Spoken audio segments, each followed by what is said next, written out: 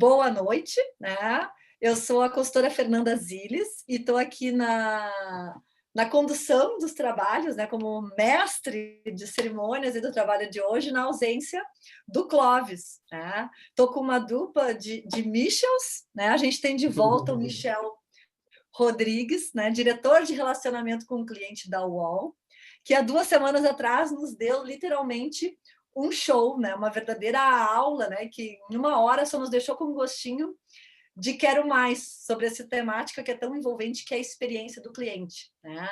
Então, dentre os temas que a gente abordou, né, fica aí a dica de recuperar a nossa live do dia. Que dia foi? Foi no dia 21? 28. 28 de setembro, Perdão, 21.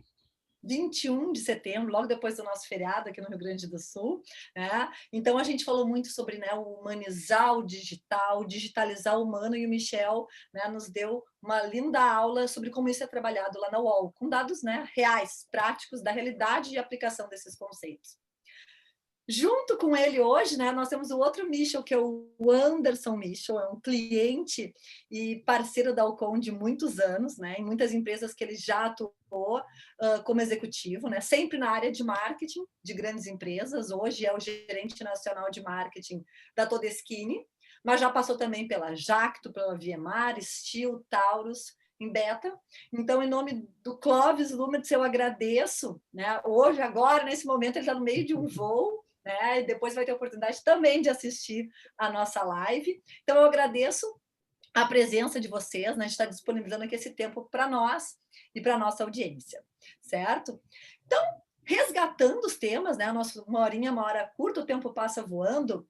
Eu queria aproveitar a presença hoje ilustre, não só do Michel Rodrigues, mas do Anderson, para que a gente recomece a falar sobre o tema experiência, resgatar o conceito. Então, já que o Anderson está chegando aqui com a gente hoje, Anderson, como é que para ti é essa temática? O que tu entende, né, sobre Customer Experience? Como é que vocês definem isso lá na Todeschini? Legal, obrigado. Boa noite a todos que estão aí nos ouvindo, participando desse bate-papo. A questão da experiência do cliente ou do Customer Experience, para nós, é um tema muito importante, porque no modelo de negócios da Todeschini, o cliente interage muito com o ponto de venda. Nós não temos um modelo de negócio digital, ou seja, praticamente impossível hoje da Todeschini você comprar um móvel planejado de forma online.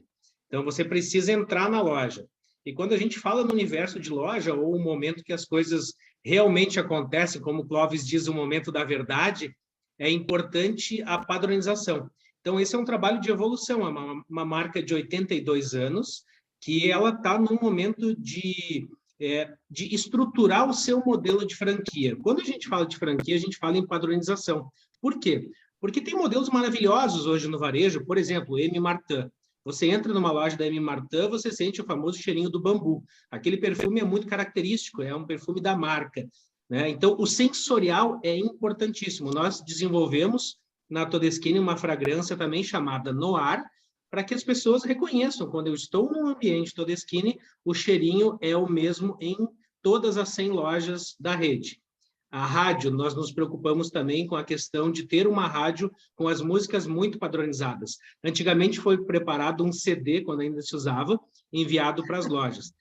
Em mais ou menos meio dia de música, o pessoal do time de atendimento queria quebrar tudo, porque não aguentava mais ouvir as mesmas músicas.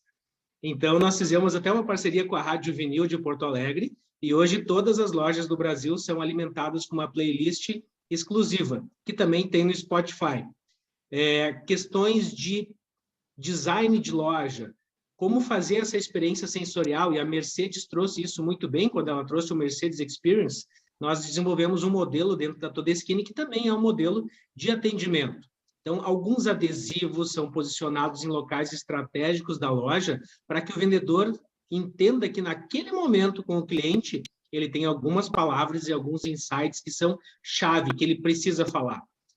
A questão do atendimento, do prazo de pagamento, a questão da logística, como que é feito o transporte do móvel dele, e tudo isso é replicado para todas as lojas. Então, eu te diria que Customer Experience é o cerne da questão toda, não só no digital, como na vivência do dia a dia da loja.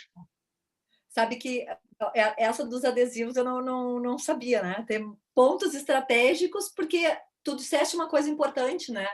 A padronização é algo extremamente importante. Não adianta eu ter uma super experiência numa loja Todeskine, mas tem mais 99 aí para replicar uma experiência positiva, que fortaleça a experiência da marca. Então, ali, quer dizer, como criar um padrão, né? Eu tenho que ter alguma coisa que faça com que o cliente tenha uma excelente experiência, mas que seja proporcionada.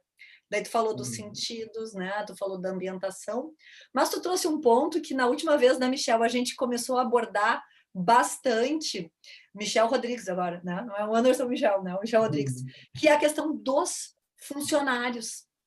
Quer dizer, quando eu tenho esses adesivos que estão ali dispostos para dar aquele clique no funcionário, seja de uma maneira de abordar o cliente, seja, né, de atributos ou benefícios que precisam ser enaltecidos, né, para que ele conheça a nossa oferta, a gente traz a importância das pessoas. Tá? Então, assim, no teu discurso fica isso muito evidente. E algumas semanas atrás, né, quando a gente estava conversando, Michel, isso também estava muito evidente lá na UOL.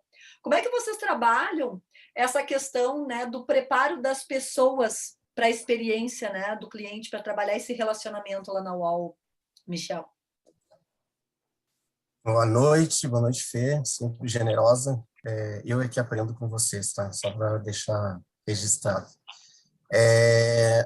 Bom, a gente não tem a oportunidade de gerar essas experiências de cheiro, toque, né, cor.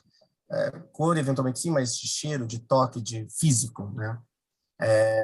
E, de fato, isso é uma pena no sentido de que é uma perda de poder ativar esses sentidos. Então, o que a gente tem é voz, né? E quando tem voz, a gente já tem muito, porque em muitos momentos nem voz a gente tem, quando a gente está trabalhando com texto, né? Então, ou no chat, ou no WhatsApp, ou, enfim, outros canais. Mas, então, a gente considera, de fato, muito, muito importante esse momento de contato. E a gente falou isso na última vez, né, que é relativamente simples contratar o agente, porque, eventualmente, são questões mais ou menos simples, apesar de, no nosso caso, nem serem, né, a gente tem muitos produtos complexos. Talvez até seja preciso falar um pouquinho, rapidinho, sobre o UOL, né? Eu acho que no Sul a gente não tem uma penetração tão grande. Eu sou gaúcho, obviamente, mas já estou aqui há uns 10 anos e eu sei como aí no Sul é difícil algumas coisas que vêm de fora. E o UOL tem uma penetração nacional, mas no Sul um pouco menor, então acho que é legal falar. Então, o UOL basicamente, a primeira coisa que você enxerga dele é o portal. Eu digo o UOL, Fê, porque é universo online, então ele é menino, a gente diz. E aí você tem o portal, mas além do portal, a gente tem mais 50 e poucos produtos diretos, seja para pessoa física, seja para pessoa jurídica, seja para o pequeno empreendedor ou para o maior, né? Então, a gente tem hospedagem, loja virtual, a gente tem e-mail marketing, enfim, e tem o e-mail pessoal e outros serviços. Não quero ficar fazendo venda, é só para situar.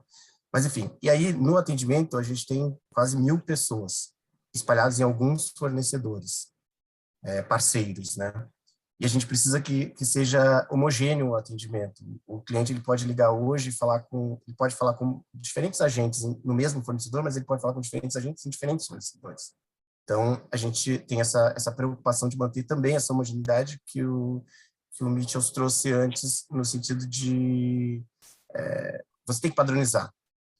E aí, mesmo no mesmo fornecedor. Então, a gente precisa se preocupar com voz, e eu disse da outra vez, vou retomando, é muito importante contratar gente que gosta de gente que gosta de falar com gente, porque nada mais chato que falar com alguém e a pessoa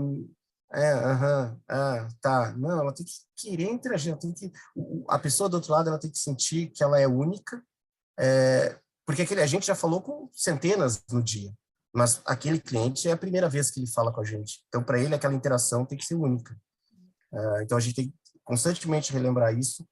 Tem a questão, então, que a gente sempre fala do sorriso na voz, porque o sorriso aparece na voz. E tem a questão da padronização de resposta. Eu sempre digo, o nosso cliente ele quer múltiplos canais, uma resposta, 0 repetição. Nessa uma resposta, tanto fácil ele falar pelo chat, ou com a agente A, com a agente B, no mesmo canal, num canal diferente, num dia, no outro dia. A resposta tem que ser consistente. E o nosso cliente nos testa, às vezes. A gente dá a resposta A e ele daqui a pouco liga de novo pedindo a mesma coisa para ver se não vai receber uma resposta B. Então, é importante manter essa mesma resposta. E a 0 repetição, para que não fique chato. Então, tecnologia, tecnologia, tecnologia. O cliente liga para a gente identifica ele ainda na URA, antes de dar o primeiro alô, quando ele vai falar com a gente já sabe quem é. E aí, quando ele falar com um outro agente por outro motivo, ou mesmo dando continuidade em algum outro momento, em alguma dúvida, a gente não precisa perguntar tudo de novo para o cliente, né? A gente já tem a relação do que ele falou antes. Claro que isso assim, entre nós, só cá entre nós, isso não é tão simples assim, né? Esse é o caminho perfeito. Mas a verdade é que ele não é simples, o trabalho é constante, tanto de desenvolvimento em termos de tecnologia, quanto treinamento. O treinamento é uma constante. Então, assim, como a gente busca isso, quando a gente não tem a oportunidade de gerar outras experiências, treinamento com os agentes. E lembra, a gente faz muita monitoria, né? A gente ouve constantemente o agente. Então, a gente ouve ele com nossa visão, mas a gente também vai ver o que o cliente acha daquele atendimento, com a visão dele. Mas isso a gente pode falar mais depois, senão não paro nunca mais de falar.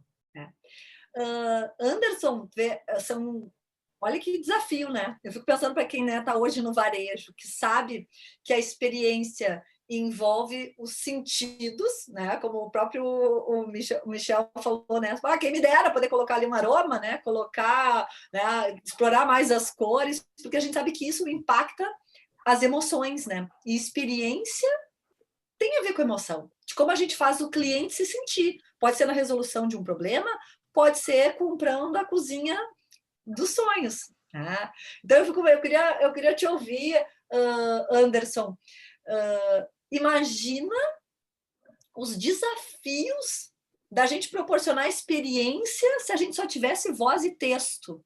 E a tecnologia, né? Eu não posso dizer, lá no UOL, né? O UOL, lá no UOL, claro, eles têm muito suporte, né, da tecnologia para fazer um atendimento diferenciado. Mas, assim, a gente tem que encantar com esse distanciamento, né? E aí, é desafiador ou não é? O que tu acha, Anderson?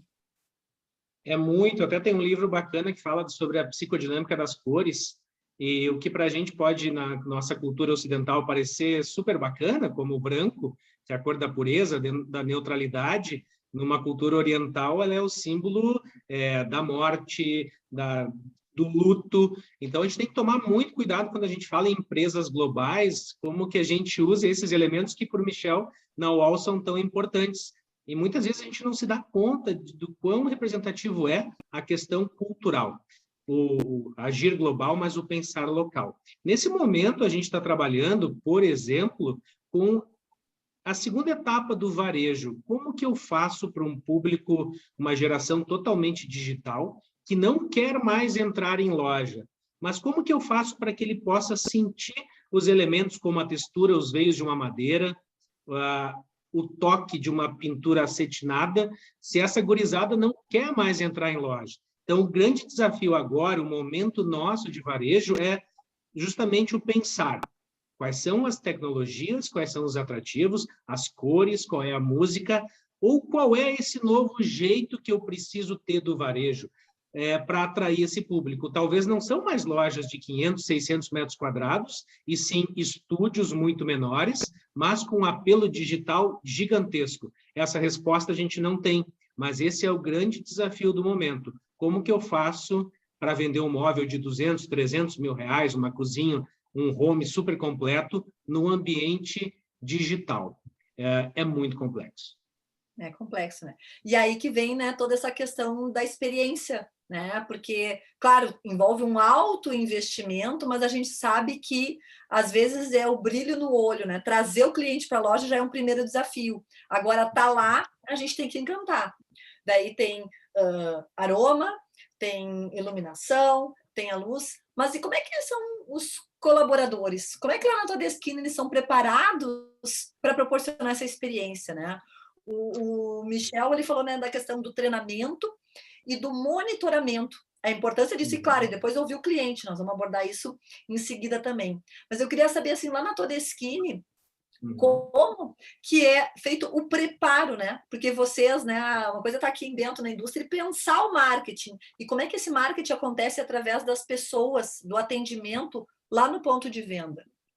Esse é o maior desafio. Então, nós temos uma área específica chamada capacitação e processos, onde as pessoas giram o Brasil e também de forma remota executam vários treinamentos. Num processo de franquia, nós temos manual para tudo que é lado.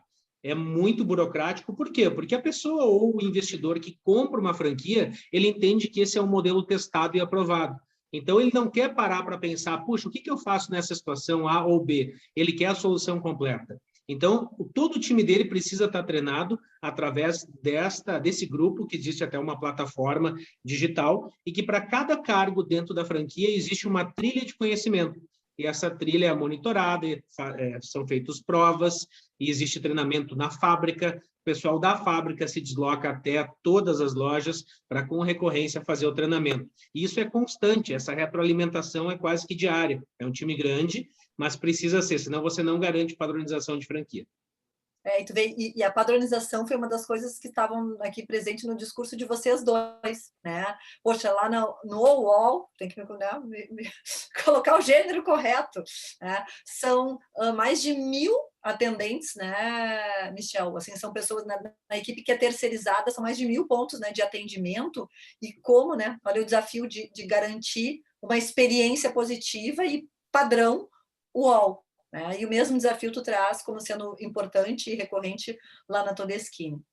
E como é que, né, tu que vem também com uma veia do design, né, falou que teve passagem lá pela Unicinos, como é que vocês dois veem justamente essa questão da participação do cliente nesse processo, né, da gente projetar e pensar na melhor experiência? Michel ia dividir isso com a gente agora há pouco, além do treinamento, do monitoramento, vocês trazem, né, dão voz ao cliente para entender um pouco mais dessa jornada que ele vivencia no UOL. Como é que é isso, Michel? Então, o UOL nasceu digital, né? Então, o cliente, não que necessariamente uma coisa esteja ligada à outra, mas o cliente está mesmo no centro de toda a nossa decisão, como a gente falou lá atrás, 2, 3 semanas atrás. Mas, e por isso mesmo, é muito importante o feedback desse cliente sobre a experiência e sobre os produtos que ele usa. Só que ele não dá esse feedback assim, eu quero falar aqui sobre o produto tal, eu acho que tal. Isso ele vai falando a cada contato que ele entra com a gente, cada vez que ele elogia ou reclama. E mais do que isso, por exemplo, no nosso suporte, 98% das interações não são por problema. Não é que deu algum problema e ele nos ligou para reclamar de problema. É ajuda. Então, ele quer, como é que eu faço, desde as mais simples, como eu anexo um arquivo X, até como eu troco o botão da minha loja tal, como eu vinculo ao correio, como, enfim, as dúvidas infinitas. Ou simplesmente para pedir a segunda via, né? Eu falei na outra vez, o nosso público, a gente tem 25 anos, então a gente tem ainda um grupo de clientes, ainda, e eu espero que tenhamos sempre, um grupo de clientes bem mais velho, ou mais experiente. Então, ele nos liga e ele passa por todos os digitais, né, na URA, para falar com alguém e pedir a segunda via do boleto, que é basicamente um botão que ele podia apertar em qualquer serviço, né, no aplicativo, em qualquer serviço digital.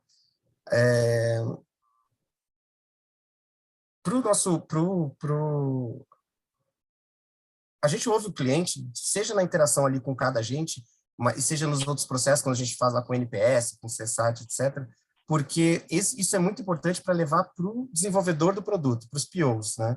Então, e a gente faz isso também não só ouvindo, mas pela simples ação do cliente me ligar. Se o cliente me liga muito com uma determinada dúvida, a gente precisa encontrar um caminho para que isso não seja uma dúvida geradora, né, que ele precise me ligar. Ou a gente precisa facilitar o próprio produto para que ele seja tão intuitivo, para que o cliente faça isso sem pensar 2 vezes, ou a gente precisa criar mecanismos que ele consiga rapidamente ter essa solução sem precisar perder tempo, sem precisar ligar para alguém, passar por uma URA, etc. Então, a gente fica monitorando as ações, aquilo que o cliente nos pede, a gente fica monitorando aquilo que a gente entrega daquilo que ele nos pede, né? Se é factível, ele pediu A, eu consigo entregar A para ele, ou eu preciso explicar que A não é A, ou eu simplesmente não tenho como entregar A para ele. Mas também a gente faz pesquisa de NPS, a gente tem o CSAT ao final de cada ligação. Então, no NPS, nosso cliente gosta de escrever, ele escreve textão, ele realmente diz o que ele quer, e a gente lê cada uma das interações. E todos os clientes detratores, né, principalmente as notas bem mais baixas, porque, felizmente, apesar de a gente ter mais promotores que detratores, a gente tem muito cliente, então a gente tem um volume também nos detratores. Então, mas ainda assim, a gente procura entrar em contato com cada cliente detrator das notas mais baixas para entender o processo. Antes de ligar, a gente mapeia todo o processo dele, porque ele pode estar falando do último contato. Mas se ele fez o contato antes, o contato ontem, se ele tentou, eu busco todo, e aí os meus agentes que têm esse foco específico, né, de fazer esse contato, ligam para o cliente e entendem. Obviamente, o próprio contato já é uma questão. O cliente pode não querer contato de ninguém. A minha própria agenda, eu acho que hoje ela tem mais bloqueado do que número de agenda, por conta de contatos, né, que a gente tem de todo tipo. Então, a gente tenta entrar em contato, não consegue, aí manda um e-mail. Enfim, a gente tenta ouvir o cliente o tempo todo. Quando ele vai embora, a gente pergunta por que ele está indo embora.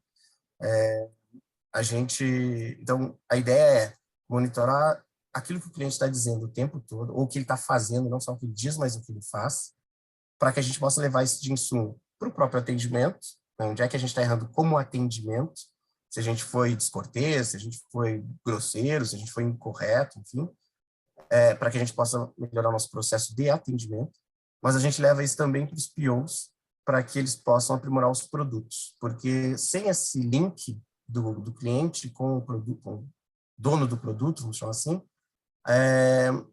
às vezes o dono do produto pode achar uma funcionalidade muito bacana, nossa, olha que legal essa novidade, e essa novidade não está atendendo a ninguém. Enquanto, por outro lado, ou não ela até pode vir a atender, claro, mas ela não pode não ser uma demanda percebida ainda. Enquanto existem demandas percebidas que, eventualmente, porque ele não sabe, não porque não tem querido agir, que ele ainda não está atacando. Então, para nós é bem importante levar a voz do cliente para dentro da companhia. Além, claro, do nosso próprio atendimento.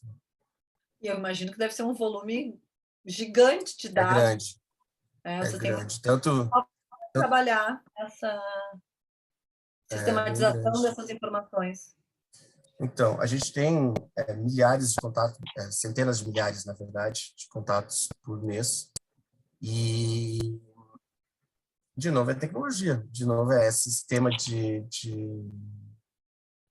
sistema normal, né, de atendimento, CRM, mas a gente também está evoluindo nessa tecnologia. Então, a gente hoje usa a tecnologia também de reconhecimento de voz e tratativa. Então, antes eu tinha monitores escutando, e aí isso limita muito o volume, né? E eu tenho que, como eu faço por amostragem, eu posso dar o azar de não pegar algo relevante, ou posso dar a sorte de só pegar bons atendimentos e achar que está ótimo. Então, isso restringe. Quando eu tenho isso de forma massificada, como a gente agora está terminando de implementar, e a gente já consegue fazer análise em volume, então eu consigo identificar rapidamente alterações no que está se falando, no que o cliente está pedindo no atendimento. Então, por exemplo, nesse momento de home office, né, a gente tem metade do nosso atendimento hoje em home office. Antes estavam todos não no mesmo, né, mas modo de dizer, mesmo grande salão. Então, quando um cliente pede A e um segundo cliente pede a mesma coisa, aqueles dois agentes falam com os agentes do lado, você também já recebeu isso? E isso propaga rapidamente, a gente sabe que algo está acontecendo. Mas vai descobrir, sei lá, uma fibra foi rompida lá no Acre, e isso está impactando o XPTO. Mas a gente consegue pegar isso, porque o cliente ele, muitas vezes nos avisa antes do nosso sistema de monitoramento, ou em paralelo, porque quando o sistema de monitoramento estoura, os agentes que monitoram, os agentes não, né, mas os profissionais que monitoram isso passam a atuar. E eles passam a atuar isso, e às vezes eles não fazem, primeiro me ligam no atendimento para avisar, atendimento, deu um problema aqui, mas a gente está atuando. Não, eles saem atuando. E então, às vezes, a gente descobre em paralelo, porque o cliente nos traz essa informação. Fantástico. A Porque informação, né, é poder, então, né? Assim, poder e usar essa aí, informação, nossa. exato. E aí quando você tem isso espalhado, né, a gente está sozinho, eu digo que a gente tem hoje centenas de call centers, porque está cada um na sua casa lá, ou contact centers, a gente precisa dessa ferramenta porque ela vai detectar automaticamente que algo saiu da curva, que uma certa palavra está sendo dita mais vezes, que algo que ela identifica essa distorção, e isso já nos acende alertas. A gente está fazendo alguns estudos nesse sentido, mas uma coisa que a gente já tem hoje é o período de não falar, né, que a gente discutiu na outra vez também. Então, o não talk. Então, a gente consegue identificar momentos específicos durante o atendimento que são comuns dos agentes, em que há uma parada, um momentinho só, por favor, só um momentinho que eu vou falar com o meu supervisor, e aqui fica aquele momentinho que é dinheiro e que é ruim para o cliente, é ruim para a empresa. Então, a gente, de novo, tecnologia. Olha, Volume, tecnologia. o contraponto, né? Eu fico pensando, meu primeira, né? Quando eu era tua colega, lá na época de URGS, na escola de administração, bons tempos, Pouco tempo. né? Pouco tempo. Bons tempos, pouco não, é pouco e bons tempos, né? Bons. Eu fiz meu primeiro estágio, que foi quando eu me apaixonei pela área de marketing, eu comecei a trabalhar numa rede de farmácias, né?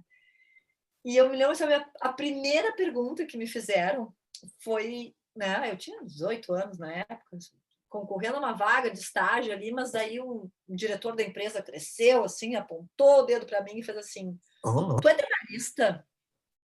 Sabe dá aquela tremedeira, tu não sabe o que fala, né? Não sabe o que fala, será que eu falo que sim, falo que não? Será que é a resposta que ele quer ouvir? Ou melhor a gente ser sincero nessa hora? Eu falei, sim, eu sou detalhista, reparo tudo. Aqui, por exemplo, papapá. E ele, que bom, porque varejo se vence no detalhe. Foi a resposta que ele me deu na hora, tipo assim, dei a resposta certa, né? No final eu ganhei a vaga de estágio lá. Mas assim, eu queria fazer esse contraponto, porque isso que tu trouxeste é a aplicação do conceito de Big Data, né? Da gente trabalhar com soluções, né? Com um volume grande de informações e usar isso para a gente tomar melhores decisões. Só que daí eu faço o contraponto lá no varejo, Anderson.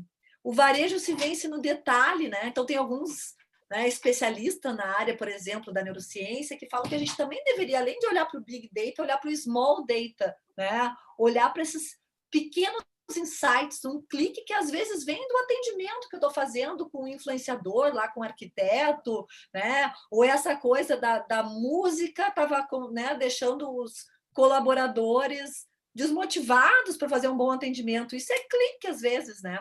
Como é que é esse contraponto, assim? Como é que a gente pode olhar para o varejo, onde a gente não tem, talvez, tamanha oportunidade de trabalhar com um volume de informação para fazer essa inteligência do negócio?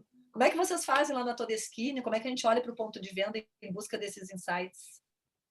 Hoje a gente trabalha, como tu falou, a nossa empresa é uma empresa grande, mas o meu volume de dados não é nem próximo ao que o Michel tem. Mas com 100 lojas e com um histórico de 82 anos, a gente tem muita coisa entrando. Então, uma ferramenta muito prática que a gente descobriu hoje é o Power BI. Por quê? Porque ele consegue fazer ótimos cruzamentos de uma forma barata, e hoje eu já consigo saber de cada loja que nota, por exemplo, um cliente me deu pelo processo de montagem. E essa nota, se ela estiver muito baixa, eu já consigo cruzar com o nível de faturamento da loja na ponta. E assim, N cruzamentos que me possibilitam fazer uma gestão remota de como está a loja, acionar o meu consultor de uma forma bem pontual para que ele possa fazer a gestão em loco até chegar ao nível do DRE da loja que a gente olha para ver se está saudável ou não.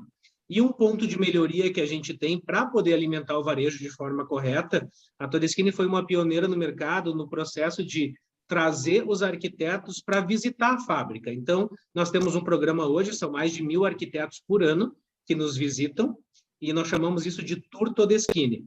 Por que o nome de Tour? Porque é um momento de descontração, que o arquiteto visita o processo produtivo, que ele visita o showroom, e nesse meio tempo eu estou com o meu time de marketing e desenvolvimento de produtos, conversando com ele, absorvendo todo o conhecimento e sabendo dele, porque eles visitam todas as outras marcas, o que está bom, o que não está, quais padrões eu preciso lançar, o que é tendência para a próxima coleção, aonde que a gente precisa fazer uma correção de rota. Então, esses são elementos que, cruzando isso num Power BI, por exemplo, nos dão praticamente a receita pronta. Depois disso, que é um processo muito bacana, que eu vivi isso com vocês da Alcon, que é o modelo de execução comercial. Porque com todas as informações na mão, o modelo de execução ele entra como a ferramenta mais perfeita para que todo time execute as informações de uma maneira padronizada. A gente volta com a história da padronização. Mas como que eu posso padronizar se eu não sei qual é o correto, qual é o certo, quais são os limites de cada indicador? Então, eu acredito que gestão da carteira de clientes com modelo de execução comercial é fundamental para qualquer área comercial. Sabe que esses tempos eu estava apresentando um projeto num cliente e que o projeto recebia, né, esse nome que é mais, vamos dizer assim, mais contemporâneo, a gente falar de mapeamento de jornada, para depois a gente criar um manual de atendimento para a área, daí era específico de atendimento no pós-venda, né? E aí ele assim, não, o cliente perguntou, tá, mas desde quando vocês fazem isso? Daí eu me olhei, desde sempre, né? Quer dizer, o nome hoje é mais moderno, mas eu acho que tu trouxeste isso, né? Que resgata isso, né? Quando a gente está lá acompanhando, né, o vendedor no dia a dia, daí entrevistando o cliente, né, trabalhando os gestores, os mais variados pontos de contato, a gente está fazendo um mapeamento da jornada, identificando os fatores críticos de sucesso, né? E quando a gente cria um modelo de execução, a gente está fazendo essa boa padronização que vocês tanto estão enaltecendo aqui como sendo fundamental, né? Porque eu acho que o grande desafio do atender bem através das pessoas é ter um método, né? É usar toda essa informação que vocês, né, estão mostrando, que né, a gente pode ter cliques, a gente pode ter grandes insights através da informação. A tecnologia nos auxilia muito nesse sentido. A gente continua dando voz ao cliente, dando voz ao colaborador para poder pensar na experiência, né? De fazer esse design. E aí tu trouxeste, eu achei muito legal, Anderson, de trazer o influenciador, né? Na semana passada, retrasada, lá quando a gente estava conversando sobre o UOL, o Michel trouxe essa questão das diferentes personas, da gente imaginar, né? O cliente pessoa jurídica, o cliente pessoa física, são perfis completamente diferentes. E no caso da Todeskine ainda agrega o influenciador, né? Que a gente não pode ignorar a importância que ele tem no processo de experiência do cliente, né? Eu não... E para ajudar até o influenciador, nesse caso, que a gente chama de especificador, que pode ser tanto o arquiteto como o design de interiores, isso é provado que o ticket médio é 60% maior quando a venda é feita através dele. Ou seja, a dona de casa quer trocar a cozinha dela e ela pode ir sozinha, que a gente chama cliente de porta, ou ela leva um influenciador, como tu trouxe, que é o arquiteto.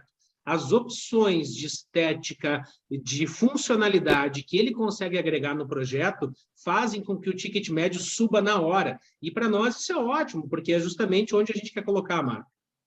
Exato, né? Porque ele eleva o padrão, né, do valor agregado, muitas vezes, que está sendo, enfim, da experiência do cliente. Tem diferença, sim, mas tem diferença no ticket médio, tem diferença no produto, né, sendo adquirido.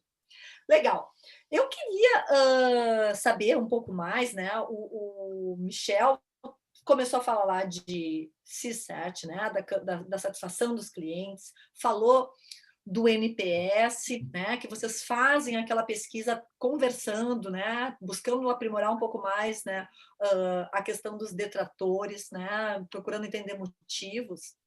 Quais são os outros indicadores, Michel? A gente começou a falar na semana passada e tu trouxeste vários, né? Falou até de alguns que têm o objetivo de ter uma análise mais qualitativa, né? Por mais que sejam números, e a gente entender um pouco mais a qualidade desse atendimento, né? Então, tu falou assim, ó, de cross-sell, upsell, né? Tu falou da taxa de cancelamento, churn. O que mais vocês avaliam, né? Em termos de indicadores da experiência do cliente, né? Métricas, é um tema tão importante quando a gente aborda essa temática. Primeiro, eu estava pensando, né, do Anderson, cara, que desafio mesmo, né, desse do físico, em times like this, né, mas esse, para mim, é meio curioso, assim, são muitos anos no digital e, de fato, imaginar é isso, é o digital, é o cliente que ele é físico e é digital, e como levar, mesmo aqui em casa, a Cris adora, minha esposa adora comprar na internet, eu não consigo, a gente comprou recentemente um console de jantar e um sofá, putz, tem que ir na loja, e aí mesmo, mas pandemia, putz, mas então espera, e a gente esperou meses para trocar, já estava engatilhado, aí lockdown, e já tinha aberto, não, vamos esperar melhorar, mas tinha que ir lá para sentar, para ver a mesa, É realmente bom, que desafio grande, porque é isso, eu não tenho, mesmo que eu quisesse, eu não tenho um produto para o cliente tocar, meus produtos são todos digitais, e ainda assim, eu tenho a questão, por exemplo, do influenciador. A gente não chamava assim, até porque para nós o influenciador tem a gente lembra do influencer digital, né, do youtuber, do tiktoker, sei lá. Mas faz todo sentido, a gente chama de parceiros, e esses parceiros que a gente tem, por exemplo, a gente tem integradores, né, parceiros que vão lá no cliente montar colocar os sistemas dele, que hoje estão em servidores no cloud, por exemplo, né, que a gente vende. E, de fato, quando esse cliente ele é conduzido, não digo, mas orientado por um parceiro, é isso, o ticket médio é muito maior, ele fica muito mais tempo. E, por outro lado, para este parceiro, a gente tem também um atendimento diferente. A gente tem um telefone vermelho, a gente tem um atendimento VIP para o cliente desse parceiro, porque ele traz um ticket muito mais alto, né? Então, enfim, todo cliente merece um bom atendimento, mas esse cliente paga para ter um atendimento um pouco diferenciado no conjunto das coisas que ele tem. Sobre indicadores, assim, a gente tem centenas. Eu digo sempre, o atendimento é pródigo em indicador, e vai desde o indicador mais básico, tempo médio de espera, tempo médio de atendimento, nível de serviço, enfim, só no primeiro contato, nem no contato, mas só ligar para nós já gerou uns 10 indicadores. E à medida que ele vai falando, e que o tempo vai rolando, são inúmeros outros. A gente usa muito Power BI também. Mas, assim, do que você falou, que eu tenho até bastante orgulho, a gente criou internamente o que a gente chamou de FCRQ. Porque o FCR é um indicador, por exemplo, de volume, né, de número, First Call Resolution. Então, a resolução na primeira vez que o cliente entrou em contato. Ele ligou por qualquer coisa, e quando ele desligou, o problema dele estava resolvido, ou a dúvida sanada, não importa. Não necessariamente é um problema, mas ele tinha alguma intenção quando nos ligou. Quando ele desligou, essa intenção tinha sido atendida, e a gente antes media isso por contatos. Eu consigo ver que a Fernanda me ligou 3 vezes, eu consigo ver que a Fernanda me ligou só uma vez, eu consigo ver que a Fernanda me ligou 12 vezes. Puxa, 12 contatos para uma única pessoa é muito contato. E quantas vezes ela... então, isso a gente diz que não foi um FCR, o FCR é baixo, né? A gente pouco está atendendo no primeiro contato. Mas só isso não me basta, porque você pode me ligar 2, 10 vezes e ser com 10 problemas diferentes, ou 10 situações, 10 demandas diferentes. Então, na verdade, não está dizendo que necessariamente você me ligou pela mesma coisa, que você não ficou satisfeito no primeiro. Eu precisava te ouvir. E aí a gente passou a fazer isso, e aí a gente tem um processo de first call, mas no sentido de deixa eu ver se aquilo que ela me pediu de verdade foi resolvido, ou só ela não ligou porque ela desistiu de mim, por exemplo, sei lá. Então a gente passa a ouvir, e o monitor ele avalia o que foi pedido, se o que foi pedido foi entregue, e se foi entregue corretamente. Porque também o meu cliente pode me pedir A, o agente promete A para ele, só que A não pode ser feito.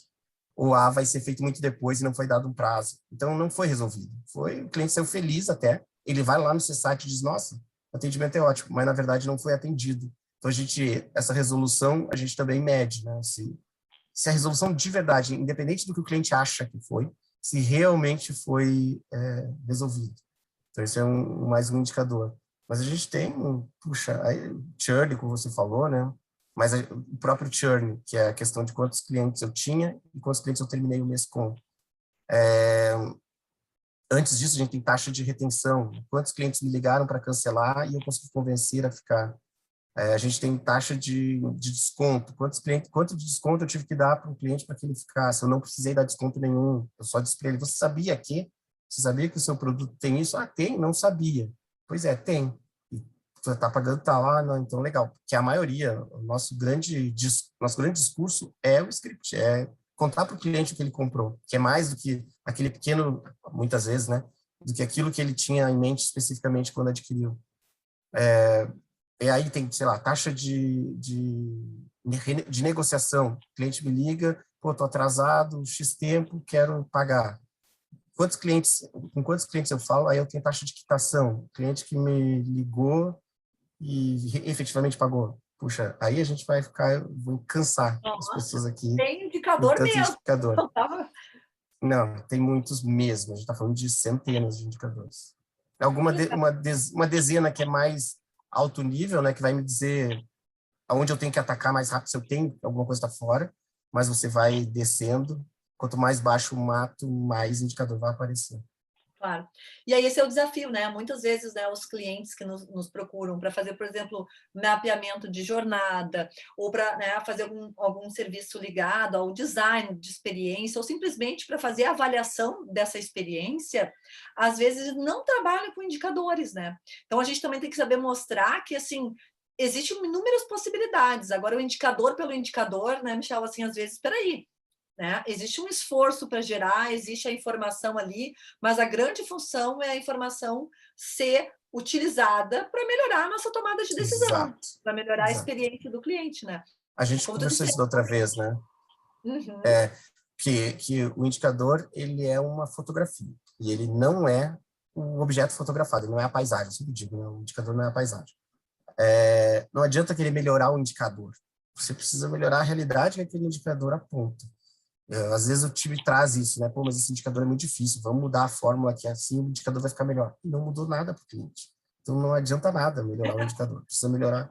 E também tem isso, esse indicador é utilizado, ele serve para eu tomar decisão, eu consigo melhorar o processo com esse indicador? Não, poxa, é meio difícil, é complicado, então descarta, não usa, ele não serve. É que a gente falou, assim, existe os top 10, talvez vai ter lá aqueles que estão lá na ponta, que são os principais. E quais são esses, né? Claro, não vai entregar o ouro lá da Toreskin, né? Mas assim, vocês também trabalham com esses indicadores, orientam as lojas, né, no que tange a experiência do cliente, Anderson? Né? Como que vocês fazem essa gestão de indicadores da experiência? O principal indicador do varejo hoje para uma rede de franquias é o DRE. Então, são as linhas do demonstrativo de resultado mesmo, porque ali vão dizer tudo. E eu lembro nos primórdios dos anos 2000, quando lá na Gerdau a gente começou com os ensinamentos do Kaplan e do Norton para o Balance Scorecard, e utilizavam-se mais de 30 indicadores na operação, e na hora de fazer o filtro, a gente viu que não precisava de tudo aquilo, que 10 indicadores supriam. Então, eu concordo quando tu diz que muitas empresas não têm nem 10, não têm nem 5, e a Deus dará, define-se que a meta para esse mês tem que ser, sei lá, 50, 70. Eu ouvi isso essa semana, que o dono da empresa disse que para o mês que vem ele queria 70% a mais de faturamento. Então, a gente vê que nesses casos, o mínimo dos indicadores não existe, sim um desejo, muitas vezes, do proprietário. Nós temos, sim, indicadores, mas o foco maior é no DRE, que mostra a saúde financeira da rede, mas temos indicadores principalmente no que tange o atendimento ao cliente. As principais notas dadas pelo cliente, elas são trabalhadas internamente para poder monitorar e fazer a gestão correta. A rede precisa ser saudável. Nós temos lojas, por exemplo, que tem um faturamento muito bom, mas quando a gente avalia notas de alguns clientes para alguns quesitos, como limpeza, organização, apresentação do montador, essas notas não são boas. Então, esse é um ponto para nós muito importante, porque quando você tem franquias, essas lojas não são nossas, elas são de investidores. E o maior desafio para o varejo hoje, esse varejo real, de tocar, vivenciar e sentir, é que provavelmente nenhuma empresa tem um grupo tão grande de vendedores ou de consultores que possa estar todos os dias em todas as lojas. E aí começa o risco de você perder gestão se a rede não estiver bem treinada. Então, os indicadores verdadeiros que vêm do cliente por SurveyMonkey ou o que for, eles são o nosso grande orientador. Perfeito. E olha, né, uma hora passa rápido, né? Estamos na reta final do nosso bate-papo. E aí eu queria que cada um de vocês, deixasse assim uma mensagem final, né, para aqueles que estão nos ouvindo, sobre os desafios hoje, né, da experiência do cliente, né? O que efetivamente a gente pode pensar como desafio, né? E o que a gente deve efetivamente colocar em prática quando a gente pensa na gestão da experiência do cliente. Tá? Pode começar, Anderson, já que está falando aí do varejo, né? Como é que é isso? Para o varejo, quais são esses grandes desafios, né? E como colocá-los em prática? O grande desafio hoje, que eu entendo, é você conseguir traduzir o que essa nova geração, aliada à geração atual, quer. Não é simplesmente o digital, porque as pessoas também gostam de passear, e quando ela está passeando, ela pode parar numa banquinha, comprar um pastel, comprar um cachorro-quente. Isso ali é varejo, isso ali é um ponto de venda. E como que esse varejo se comporta? Então, tentar entender as duas coisas, o digital, mas o físico também. E outra coisa que eu acho importante é que a gente se preocupe que as equipes possam ir a campo. As equipes de vendas, de compras, de logística, os colegas da operação. Claro que isso não é sempre, mas não é impossível fazer uma agenda para que essa turma entenda o varejo. E entendendo, voltam para casa e aí muda tudo. O comportamento é completamente diferente. Começam a entender de fato o varejo. Uma vez eu participei de uma palestra de um cara que eu acho fantástico, para quem gosta, né, do varejo, que é o Paco Underhill. Né? O Paco Underhill tem um livrinho, né, fica aí a dica também, do Vamos às Compras. É um livro que já deve ter mais de 10 anos tranquilamente, aí, muito mais, talvez uns 15, mas é um best-seller. E quando ele esteve aqui em Porto Alegre, alguns anos atrás, eu digo, não vou perder a oportunidade de vê-lo falar sobre varejo, né? Que é um tema muito envolvente e eu sou apaixonada a Deus da época da faculdade. E ele terminou a palestra, tem tudo a ver com o que tu disseste agora, ele terminou a palestra dizendo assim, eu acredito, né, in English, né? Eu acredito em sapatos de sola de borracha. Né? E até todo mundo fazia a tradução, ele pensava, olhou para ele, mas assim, tipo, o que tu quer dizer com isso, né? Porque você vai precisar deles, né? Então, assim, quer dizer, varejo, eu tenho que estar lá no ponto de venda, tenho que vestir um calçado bem confortável e gastar a sola do sapato, porque a melhor maneira de pesquisar a experiência do varejo é vivenciar ela. Né? Então, quer dizer, pegar meus executivos, né? Claro que no caso de um contact center, a gente vai ouvir a experiência, né? Tem como a gente fazer esse monitoramento, o Michel vai falar sobre isso, né? Em seguida, mas assim, no varejo, a gente tem que ir lá e vivenciar. Né? Então, assim, às vezes pegar um executivo, como disseste, da área de compras, do marketing, e bater pé na concorrência, visitar lojas que tenham experiências diferenciadas, que talvez não sejam até no nosso segmento, né? Mas isso tudo pode inspirar a gente com insights. Daí vem o small data, né? Fazendo o contraponto, né, do big data que a gente falou anteriormente, né? A gente pode se inspirar muitas vezes, né, em grandes cases, visitando lojas de outros segmentos para adaptar a realidade do nosso segmento, né? Da nossa rede. Então, assim, gastar a sola de borracha significa que a gente tem que estar onde a magia acontece, né? No varejo, é dentro da loja. Né? Muito legal essa a tua fala. E no caso do UOL, e aí, Michel, que dica que tu deixa aí, né, dos desafios para os nossos, né, para a nossa audiência aí? No fim do dia, cada um sabe as dores e as delícias aí, né? Quando eu penso no físico ali, puxa, tem essa possibilidade de dar a experiência do toque, do cheiro, do som, mas tem esse desafio de conseguir o dado do cliente que falou algo para um vendedor na loja X, e na outra loja, a centenas de milhares de quilômetros de distância, um outro cliente está falando a mesma coisa, mas como cruzar isso, né? E como isso virar insight? Então, isso é um desafio mesmo. E é legal que se busque de novo a tecnologia que consiga juntar isso de alguma forma, né? Para mim, então, para nós, né, no UOL não tem essa facilidade de ter proporcionar algumas experiências de sensação, mas eu consigo juntar essa informação mais facilmente, porém com grande volume, né? Então, assim, o desafio que eu acho que é um desafio que a gente tem, né, que eu acho um desafio que a gente tem, também tem a ver com essa questão da mudança de boomers para millennials, né? Porque, em certa medida, os millennials estão começando a comprar o UOL agora. Então, a gente não vende para geração Z, nem tampouco imagino o Anderson, né? Então, de fato, agora eles estão chegando. e estão mobiliando suas casas, estão trocando, e no nosso caso estão contratando o nosso serviço. Claro que a gente atende e busca atender uma gama grande, mas a verdade é que quando ele é muito mais novo, ele vai procurar algo mais gratuito, mais simples, ele dá o seu civirol. Quando ele chega depois de um certo tempo, ele paga para ter um atendimento, para ter algo mais constante, para ter algo mais confiável. E aí ele nos procura, né? Então, a gente tem esse desafio dessas mudanças geracionais, como eu busco também esse cliente mais jovem.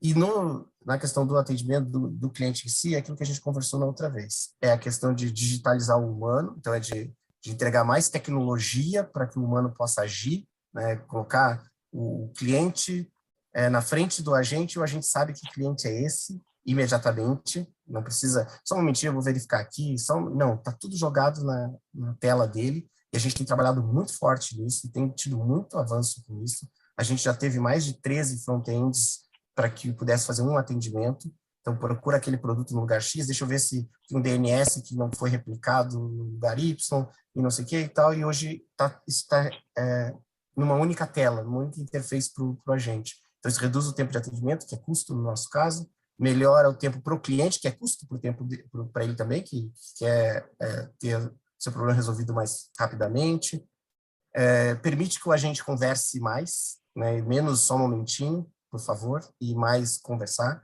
Eu digo sempre isso, eu quero menos tempo de atendimento, com mais a gente falando com o cliente. Então, a digitalizar o humano é nesse sentido, né, de entregar tecnologia para ele, mas a gente não pode perder esse humano, é muito importante a parte humana, e por isso também o desafio paralelo, não concorrente, mas paralelo, é humanizar o digital. E aí, quando o cliente busca o atendimento no chat, né, em qualquer bot que a gente tem, ou na própria URA, que a gente consiga fazer isso de uma forma humana, de uma forma fluida, numa conversa mesmo. Então, esse eu considero mesmo não o meu, mas o maior desafio das empresas ditas digitais, né, que é essa digitalizar o humano e humanizar o digital. Fantástico. Sempre lembrando que a gente tem que ter gente na outra ponta, e que tem que ter gente que gosta de gente que gosta de falar com gente. Então, mesmo no digital, eu vou ter que ter gente avaliando o que aquele digital está fazendo, e aí é humanizar o digital. Eu vou ter que ter alguém avaliando as conversas e interações, se aquilo que a gente está fazendo de forma automatizada está funcionando. Então, tem gente por trás do digital também. Fantástico, senhores. Michel Rodrigues e Anderson Michel, da nossa dupla de missions hoje, né? Engrandecendo mais um Alcon Talks, né? Para falar de Customer Experience, né? Eu finalizo sempre lembrando, assim, né? A gente, em tempos de UX, de CX, a gente tem que lembrar que a identidade da experiência tem que reforçar a identidade da nossa marca, né? O posicionamento, a nossa estratégia continua sendo os grandes, né? Continuam sendo os grandes norteadores também da experiência para o cliente, que a gente vai proporcionar para os nossos clientes. Então, ter muito claro quem é o nosso público-alvo, ter muito claro qual é o nosso posicionamento, e isso sim vai se refletir na experiência, quando tudo é trabalhado com método, com padrão, com alinhamento, com consistência. Muito obrigada. Oi? Fê, o Gilberto, acho que ele queria fazer uma pergunta. Diga. Oi, Gilberto. Oi, pessoal. Michel, sensacional, né? Valeu. Mais um Alcon Live desse, nota 10. Tu vai poder pedir música no Fantástico, viu, Michel? São muito generosos. Sensacional. Gente, eu não vou abrir a câmera porque o Anderson, eu quero deixar que o Anderson seja o cara mais bonito da live. Então, não vou abrir minha câmera, que é para deixar, né? E quando eu vi que essa figura, viu, Michel, ia participar, Fernanda, é um cara que eu tenho uma admiração imensa, né? É um cara espetacular, Michel. O Anderson é um cara espetacular mesmo, em toda a essência, um ser humano na sua essência, né? Eu sou muito fã dele, né? E parabéns aí pelos dois. E eu queria fazer rapidamente, Fernanda, tu me permite, uma rápida contextualização que eu queria começar falando rapidamente sobre uma charge que eu vi lá nos anos 80. A Fernanda ainda estava na 6ª série, mais ou menos, e tinha uma charge espetacular, que era assim, ó, um balcão, né? Aí tinha um cartazinho assim, prezado cliente, deposite aqui a sua opinião. E ele botava a opinião e caía numa cesta de lixo, né? Aquela charge era mais ou menos isso. Olha, a experiência do cliente, né? O que ele achava não importava para nós, né? Porque naquele tempo, estou falando isso numa charge lá dos anos 80, tá? E isso era uma coisa que sempre me tocou muito, essa questão de o que o cliente quer, né? E aí eu fui fazer hotelaria lá na UX, quando a hotelaria era espetacular, aquela coisa toda, enfim. E eu me deparei com aqueles formulários que a gente chamava de opinário, Fernanda, com as carinhas de satisfação dos clientes, né?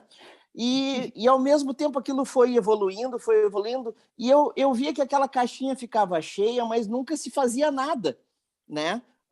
Para ouvir o que o hóspede estava falando ali. Até que um dia chegou um hóspede de noite e o hóspede chegou e disse para mim assim, olha, é 1h da manhã, vou sair amanhã às 8h da manhã, né? Quanto é que tu faz a diária para mim? E eu faço a diária aqui, sei lá, R$100, né? 100 dinheiros, um exemplo, né? Aí tá, mas essa aí é a tua diária do balcão. Digo, pois é, mas o hotel tem piscina, o hotel tem internet, tem não sei o quê. Ele olhou para mim e disse assim, amigo, é 1h da manhã, vou sair às 8h. Eu só quero dormir e tomar banho. Quanto que tu me cobra para isso?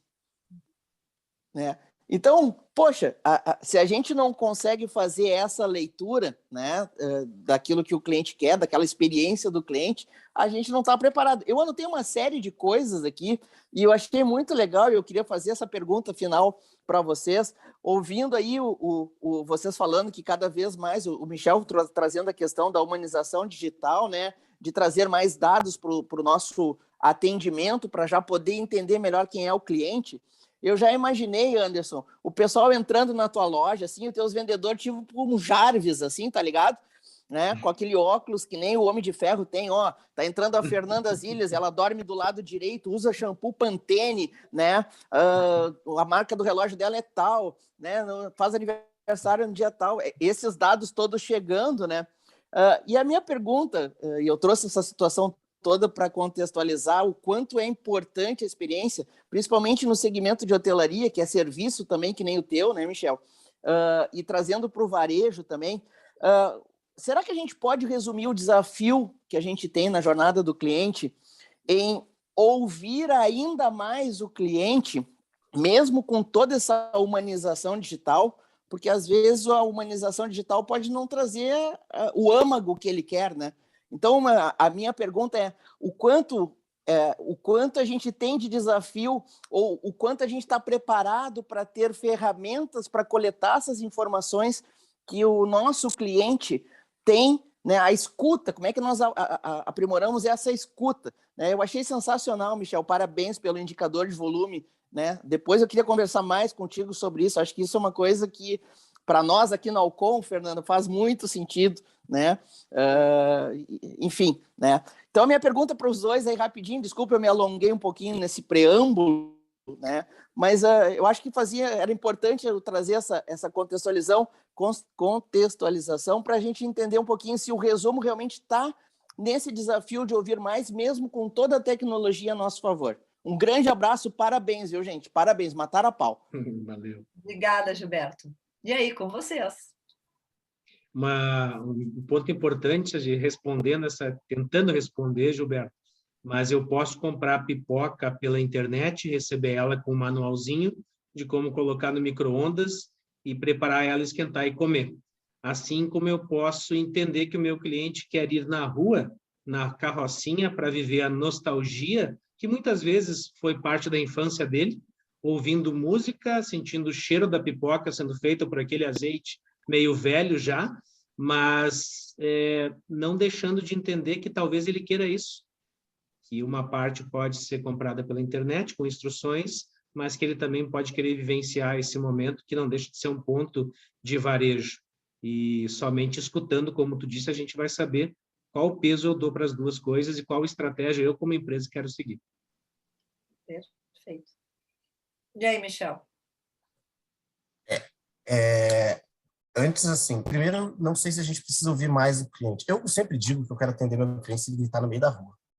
Só me falta um pouco de tecnologia ainda para isso e investimento devido, mas esse é o objetivo.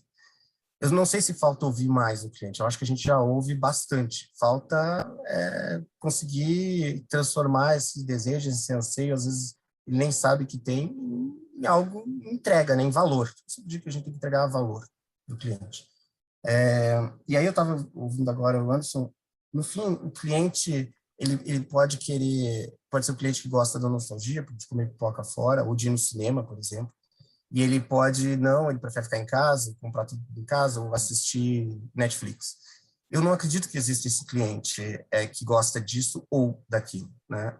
Eu acho que esse cliente gosta hora disso, hora daquilo, e é o mesmo cliente. E essa é a questão do digital que a gente sempre trata, né? Não existe mais o cliente físico e o cliente digital. Existe o cliente digital, que gosta que hora que é no digital, hora que é no físico, depende do que mais lhe convém. A mesma coisa para o atendimento. Não adianta eu querer que ele use o meu canal digital, porque eu desenvolvi, eu coloquei muito dinheiro, muito amor, muito carinho no digital, por isso eu desliguei a voz. Desliguei porque o digital vai ser muito mais legal. E eu não posso fazer isso. Eu tenho que tomar um cuidado de tornar um canal, se é isso que eu quero, mais legal, mas quem valida isso é o cliente. E no momento que ele simplesmente deixar as moscas no meu outro canal, aí eu posso desligar o canal. De fato, o canal A é tão bom que ele abandonou o B. Então, no final, é isso, é acompanhar o cliente e deixar que o cliente decida e ouvir o que ele me pede, e ele já me pede de muitas formas, então não acho que a gente precisa ouvi-lo mais. A gente precisa agir, né? Executar, transformar em valor. A grande verdade é que não existe a jornada do cliente, né? As jornadas do cliente. Então, caminhos, né? Para o meu cliente caso, se encontrar. Né? Perfeito. E no caso dos canais, por exemplo, de atendimento antigos também. O cliente prefere voz, o cliente prefere... Não, o cliente... hoje, o nosso cliente ele é situacional, ele tem a ver com conveniência. Não só hoje, né? As pessoas, de modo geral, continuam sendo pessoas. Exato. Eventualmente, o cliente vai querer ir lá tocar. Eu gosto de ir lá e tocar, mas nem sempre eu quero resolver o meu... comprar ali. Eu quero comprar depois, eu quero comprar na internet, quero olhar outras coisas. Mas uma vez que eu já sei como é aquela mesa, qual é o toque, qual é o acetinado, agora eu vou ver quem me oferece. No caso específico da Todestine, é algo muito único, que da outro tem ainda mais essa camada, né, de exclusividade. Então, de verdade, eu fico mais curioso ainda sobre essa questão do físico, né, do varejo.